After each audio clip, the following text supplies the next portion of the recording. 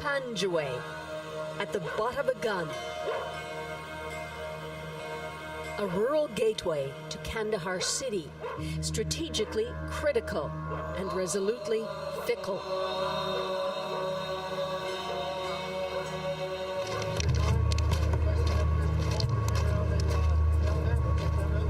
As a Canadian convoy readies for a tour, we go with them into the farthest corner now of Canadian command, the Horn of Panjwai, which has haunted Canadians' efforts for years.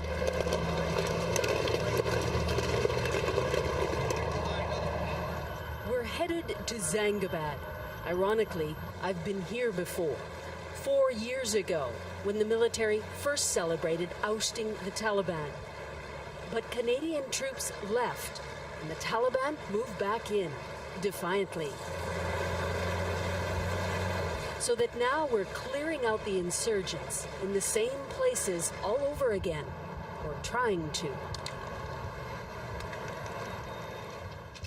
Canada's final commander of Task Force Kandahar is Brigadier General Dean Milner. He's on his own mission to spin success out of potential failure. In November, that was a complete insurgent stronghold. It was command and control. They used to have a lot of supplies in and around this area. They used to make their homemade explosives. They were in that school? Yeah, they were commanding and controlling out of this particular school. So I invite you to our conference room so I can brief you on the update situation. Major Pierre Leroux, under Milner's command, gives us rare access to a military briefing, showing us what the Vandus, working with the Afghan army, have been doing in enemy territory. We've found so much stuff in this area, from the metal detectors and from what people have been telling us. It's incredible. Troops have been digging up weapons caches, burning drug stashes. The place is littered with them. Last December, there wasn't much here except grape fields and poppies. So they had to build a road, called it Route Quebec, carved out of farmers' land. Then they had to pay the farmers for the damage. We had a big claims day. Just Route Quebec, we're talking about 300,000 Canadian dollars. For how many kilometers of road? It's 2 kilometers. Why was this left in 2008? We never had the troops. Quite simply, Susan, we just did not have enough troop capability to be everywhere. We used to maneuver, clear an area, but we could never hold it. What does that say about the 4 years that we've been in this area and around here? Well, I think we've done some great things, but it really took that complete surge and focus that the Americans have given it the last year. This used to be nothing but mud huts. The surge means Canada has backup. 3 times as many international forces in the south. A couple of months ago, you couldn't come in this area at all. The insurgency was everywhere. Now the Canadians and soon the Americans will move in and really saturate this area. You're working hard. You're working hard. But it's still a battle for hearts and minds. We pay cash to 2,000 Afghans in Panjwai to work, if they will. They kidnapped the Malik out of this village. What, Pete, 2 days ago? It's a Malik, yeah, an elder. They're still an insurgent. They do not want to give this piece of ground up. And these guys are survivors. We've come and gone out of this horn. Do you think the people have confidence we're staying here this summer? They know Pete's going. They don't completely understand that I'm putting a big American battalion in here that's going to stay for 2 to 3 more years. Where's Susan? And as we head out, we hear a powerful IED has hit a U.S. convoy. Another soldier killed. Road travel is still hazardous. Crossing a culvert, our convoy stops to scan for hidden IEDs. This is deep in Taliban territory, near a place called Salavat. Canadians actually experience some really difficult times here in the summer. lost up to 10 soldiers in this particular area. Canadians moved in here last fall to fortify Afghan forces. Susan, this is the district chief of police, Azim Jen. He commands almost 500 police in the area. The chief tells us a new police substation is the first ever here and a good location. Canada's been deeply involved in training and growing the Afghan forces.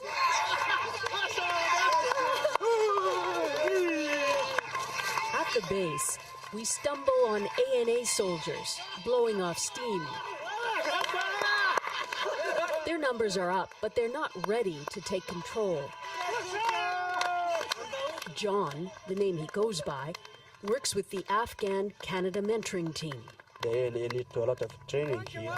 If Canadian is with us, by the support the Canadian, we can defend from, we can bring a good security here. But there's real concern. What happens when Canada leaves? If Canadian is with us, the Taliban is afraid, the Taliban is scared. But the ANS facility is not good. We have not helicopter, we have not motor, we have not anything. And if Canadians leave, we are scared maybe Taliban is coming back. An Afghan army captain leads today's briefing, showing us a map of the area. Green is secure, and red, trouble. And there's plenty of potential trouble. It's a struggle.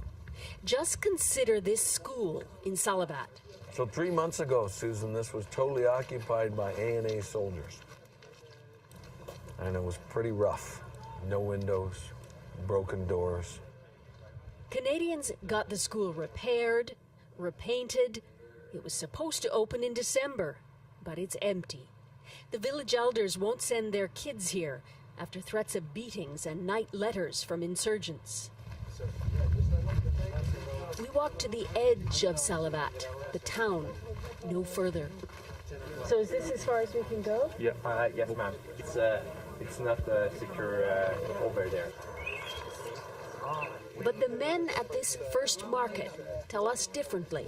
How do you feel about the security in this area? Security situation is better here, and God willing, it's getting better. And the kids?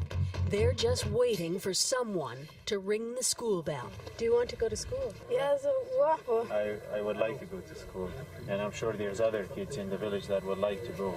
We're there now. We're on that cusp. They don't want to have these insurgents, these Taliban maneuvering in their villages at night, telling them you can't have school. Don't go talk. But they don't want to sign up for the wrong team.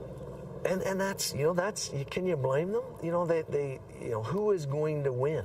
And that's what they're still asking. They're still in it, but I think that they see that absolute momentum that the governance side has. At the end of our tour, we arrive at a place where the military has staked a victory claim. I've been here in Dand before, too. In 2009, Canadian troops moved in, protecting a so-called model village. American forces command it now. The young district governor, Hamidullah Nazik, who's been threatened and nearly killed, is still proud of improvements. 113 hand pumps here? Hand pump here. Really? Every home. Every home has a hand pipe. Okay, for water. Good water. Is it new? New.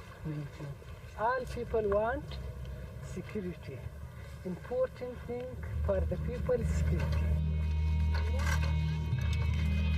When Canada pulls out in a few months, we leave the battle on the same ground where we began it. The generals now tell us too few NATO troops scuttled early victories. And that cost Canadian and Afghan lives. Canadians would say they have been patient. They've been watching their soldiers die and paying for this war for 5 years in the South and 9 in Afghanistan. They're asking, was it worth it?